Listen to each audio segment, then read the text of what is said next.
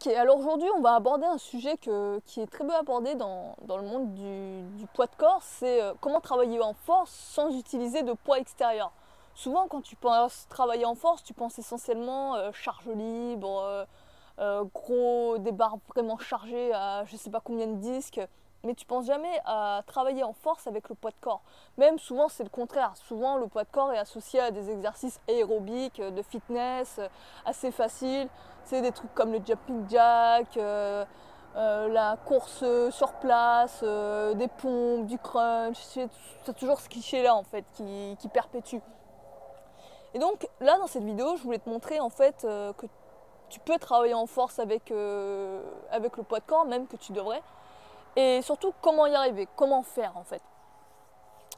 Donc avant de commencer, je voulais te parler d'abord du système nerveux et du système musculaire. Donc le système musculaire, en fait, c'est le système que tu vas solliciter, que tu vas engager lorsque tu vas vraiment travailler souvent en hypertrophie ou en endurance. C'est vraiment le but, c'est de chercher à fatiguer le muscle. Tu vois, surtout l'endurance musculaire notamment. Tu vas chercher à vraiment fatiguer le muscle, à drainer les cellules. Tu sais, souvent ça va se manifester par une sensation de brûlure dans les muscles, de burn, comme on appelle, le pump aussi. On appelle ça aussi comme ça dans le monde du bodybuilding. Et ce qu'on va vraiment chercher là, c'est cette fatigue musculaire, vraiment chercher à complètement flinguer les cellules musculaires, de sorte limite que tu peux même plus contracter le muscle même à des moments, mais tu vois, c'est ça en fait. Et là tu tapes en aucun cas dans la force, tu tapes vraiment dans le système musculaire. Tu cherches vraiment à fatiguer en fait les muscles. Le système nerveux, lui, est différent. C'est-à-dire que là, il va être plus centré sur la coordination des mouvements en fait. Dans tout domaine. Le système nerveux est employé et engagé aussi quand tu fais pas que de la musculation, quand tu apprends des choses manuelles, comme par exemple le violon, un instrument de musique, le saxophone, je ne sais quoi. L'équilibre également. Tu vois, ça ne demande pas de la fatigue musculaire quand tu apprends l'équilibre. Après, je suis d'accord avec toi que quand tu commences à bien fatiguer, là tu commences à rentrer dans le système musculaire. Mais je te parle vraiment de la compétence d'équilibre. Donc, comme je t'ai dit, le violon, le piano, tu tapes pas dans la fatigue musculaire, on est d'accord. C'est vraiment ton cerveau, c'est vraiment d'assimiler la compétence physique. C'est physique, oui, au niveau des doigts, par exemple, tu vois. C'est vraiment d'assimiler ça. Donc, pareil, je pense aussi au tout ce qui est vrille, acrobatie, salto. Salto arrière, salto avant, flip, etc. Là aussi, tu rentres aussi dans le système nerveux. Et du coup, comment tu vas faire pour travailler le système nerveux ? Ça va vraiment se jouer par la répétition. C'est en répétant encore et encore et encore un mouvement que petit à petit, il va s'assimiler dans ton cerveau et que tu vas pouvoir le reproduire à ta guise, en fait. Et pour te citer un excellent auteur qui a vraiment, on va dire, dépouillé le sujet et vraiment travaillé essentiellement sur la force, c'est Pavel Tsatsouline. C'est un excellent auteur que j'aime beaucoup, qui travaille, c'est un auteur d'origine russe qui vit aux États-Unis et qui a écrit de nombreux bouquins, notamment Le guerrier nu, qui est un excellent bouquin sur la force au poids de corps. Je te le conseille. Par contre, il n'est qu'en anglais, disponible qu'en anglais, c'est dommage. Mais c'est un excellent bouquin sur la force. Et la philosophie de Pavel, en fait, c'est strong first, la force en premier. C'est-à-dire que pour lui, avant de chercher toute autre compétence, que ce soit l'hypertrophie, la vitesse, l'endurance, je ne sais quoi d'autre. Il y a d'autres compétences, tu vois, physiques. Toutes les compétences physiques, il considère qu'avant de chercher à améliorer ces compétences physiques précisément, tu dois toujours te concentrer sur la force en premier. Chercher à toujours augmenter ta force en premier. Strong first. Et j'aime beaucoup sa philosophie et j'essaie vraiment de l'appliquer moi-même dans mes entraînements. Toujours mettre une partie de force, même si je suis au poids de corps. On va te dire souvent, ouais mais c'est pas possible de travailler la force au poids de corps. Il n'y a rien de plus faux en fait comme réplique. Tout simplement parce que suffit que tu penses à des athlètes comme les gymnastes olympiques, et que tu regardes un peu ce qu'ils font, que ce soit dans des vidéos ou au JO, à la télé, Tu peux voir que les figures qu'ils produisent, que ce soit aux anneaux, barres parallèles, à ce que tu veux, c'est au poids de corps, on est d'accord, mais ça demande énormément de force. Sans la force, ils ne pourraient pas y arriver à faire ces figures-là. Donc vraiment, tu as une infinité de progression juste avec le poids de corps. Alors, quelles sont les caractéristiques du travail de force? Déjà, première caractéristique, c'est que ça va être un nombre de répétitions faible. C'est-à-dire que tu vas aller de 1 répétition jusqu'à 5 répétitions. Pourquoi? Tout simplement parce que tu ne cherches pas la fatigue musculaire. Tu vas aller en dessous de ça. Tu vas te rendre compte quand tu travailles en force que tes muscles ne vont pas être fatigués. Tu vas ressentir de la fatigue, mais ça sera différent. Tu vas vraiment ressentir que c'est bizarre en fait. C'est tout ton corps, mais c'est pas musculaire.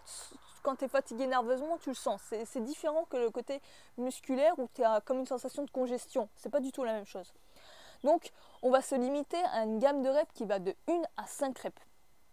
Ensuite, une autre caractéristique du travail en force, ça va être un temps de repos long. Là où l'hypertrophie, souvent on te conseille un temps de repos entre, on va dire, 30 secondes, 1 minute, tu vois, à peu près.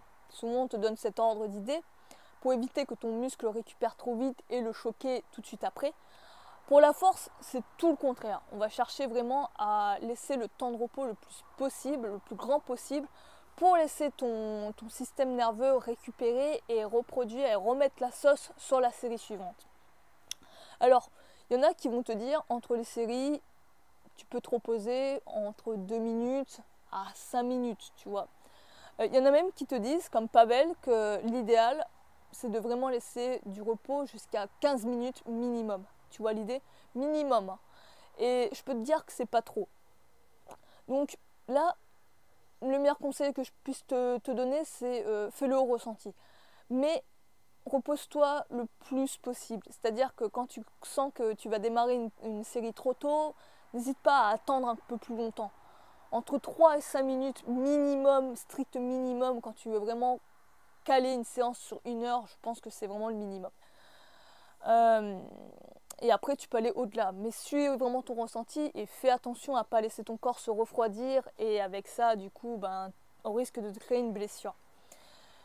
Ensuite, autre caractéristique, au niveau des séries. Alors, combien de séries faire? Là aussi, ça va être selon ta guise. C'est-à-dire que quand on reprend les enseignements de Paul Wade dans le livre L'entraînement d'un détenu, il te conseille toujours de ne pas aller au-delà de 3 séries. Entre 2 et 3 séries, il considère que c'est largement suffisant. Pavel, lui, il te conseille également, tu peux travailler 2 séries exclusivement en force, c'est déjà très bien, mais tu peux aller au-delà, c'est-à-dire que tu peux aller jusqu'à 5 séries, 6 séries, 10 séries, voire même 20 séries. C'est en fait selon ton ressenti, selon comment tu veux agencer ta séance. Tu peux également répartir tes séries tout au long de la journée. Je t'expliquerai, c'est notre méthode également de Pavel Tsatsouline, je t'expliquerai ça en détail. Mais en gros, tu peux aller, en fait tu vas où tu veux. Tu peux aller très bien à 2 séries, comme à 5 séries, comme à 10 séries, comme à 20 séries. Moi je te dirais, suis ton ressenti, va jusqu'à en fait que ton niveau de force s'estompe, s'affaiblisse. Quand tu sens que ton niveau de force commence à fatiguer, arrête ton entraînement de force à ce moment-là. Je dirais ça en fait. Ensuite, un autre conseil. Donc, quels sont les exercices à choisir en fait? Comment on va faire du coup pour les travailler au poids de corps vu qu'on n'a pas les poids? Donc, notre repère, c'est choisir un exercice où on ne peut pas exécuter au-delà de 5 répétitions. D'accord? Donc, c'est-à-dire quoi déjà? 5 répétitions, c'est-à-dire qu'à la 5e répétition, c'est fini. C'est-à-dire que si tu essaies de faire une 6e répétition, tu échoues, tu es à l'échec. On a ça comme... tu gardes ça en tête. Ce que tu vas faire, en fait, c'est essayer des exercices. Tu vas essayer de choisir des variantes plus difficiles des exercices que tu désires travailler en force. Ça peut être les pompes, ça peut être les squats, ça peut être, je sais pas, les relevés de jambes, admettons. Et tu vas essayer de voir l'exercice, de choisir la variante d'exercice qui te permet de faire une gamme de répétitions entre 1 et 5 répétitions maximum. elle va être différente pour chacun. Et surtout, elle va évoluer au fil du temps et au fil quand tu gagneras en fait en force. Plus tu gagneras en force, plus ta figure de force que tu travailles va augmenter en difficulté. On est d'accord, c'est normal. Je te montrerai un peu à quoi ça ressemble en fait pour certains de mes exercices de force. Quels sont mes exercices de force pour certains exos. Par exemple, en ce moment, les pompes en ATR pour moi sont un exercice de force. Simplement parce que j'arrive entre une gamme entre 1 et 5 répétitions. Ça commence à évoluer, je n'ai pas refait d'entraînement en ATR, de pompe en ATR, donc je vais voir comment je vais faire ça. Je te ferai des vidéos en fait sur les variantes, comment complexifier un exercice pour t'aider en fait à te guider à choisir des variantes plus avancées des exercices au poids de corps. Je pense qu'il manque un peu de ça. Mais surtout des variantes qui ne soient pas trop difficiles. Parce que souvent, ce qu'on reproche au poids de corps, c'est que ce n'est pas assez précis en termes de progression. Je ne suis pas d'accord en fait. Ça dépend en fait de comment tu arrives à aborder les choses. Des fois, des mini-ajustements, comme par exemple changer l'écartement des mains. Pour les pompes en intérieur, je te reprends l'exemple, change juste l'écartement des mains, rapproche-les un tout petit peu, tu vas voir que la difficulté de l'exercice va monter d'un level. Et tu peux vraiment jauger comme ça au millimètre en fait. Je te ferai des vidéos plus précises là-dessus. Je voulais te donner les grandes lignes en fait du travail en force, comment travailler en force. Donc pour récapituler, c'est assez simple. Tu vas tout simplement choisir un exercice sur lequel tu vas pouvoir travailler jusqu'à 5 répétitions maximum, de 1 à 5 répétitions. Choisir des temps de repos élevés du coup. Et dernier conseil, et faire des séries entre 2 séries jusqu'à 10-20 séries, pourquoi pas, selon ton niveau de force, ton niveau de forme, etc. Mais surtout suivre son ressenti et comment tu te sens sur le moment présent. Donc voilà, c'était tous les conseils que je voulais te donner aujourd'hui. Je te dis que je rentrerai vraiment dans les détails. Si tu as des questions d'ailleurs pour des gammes d'exercices précis, pour que je te donne vraiment les progressions précises plus avancées pour n'importe quel exercice, n'hésite pas à me le demander en commentaire. Ça me donnera des idées de vidéos à te faire pour la prochaine fois. Et sur ce, moi je vais te laisser. Je te dis à la prochaine. Ciao!